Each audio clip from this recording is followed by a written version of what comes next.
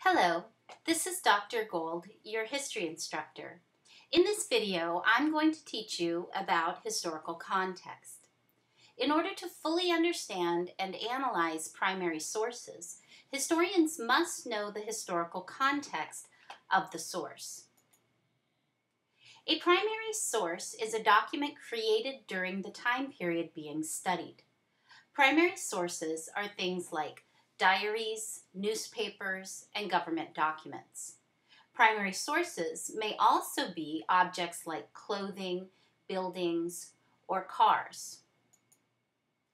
In order to fully understand and analyze a primary source, an historian needs to understand what was happening in the time and place the document was created. Historians ask the questions: what forces were influencing the person who created this document? How does the author respond to those forces? What does the document tell us about the time period being studied? For example, in 1852, Harriet Beecher Stowe published Uncle Tom's Cabin. It is a story with slaves as the main characters that depicts their difficult lives in the South in the first half of the 1800s. If we did not know the historical context of the book, we would simply read it to find out information about slavery.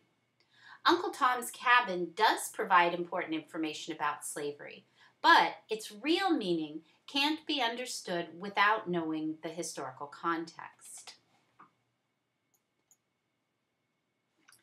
The historical context for Uncle Tom's Cabin is the expansion of slavery in the South in the early to mid-1800s, the expansion of abolitionism in the North in the mid-1800s, and abolitionism was the movement to abolish or end slavery, and an escalating conflict between the North and the South over the issue of slavery.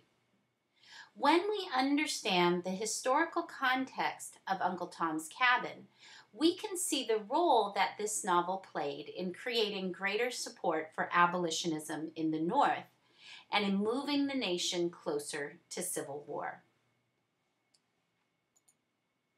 So, historical context describes the historical developments in the time and place in which a document was created. The historical context helps historians like us best analyze a document by determining its meaning and impact in society. Thank you for watching this short video.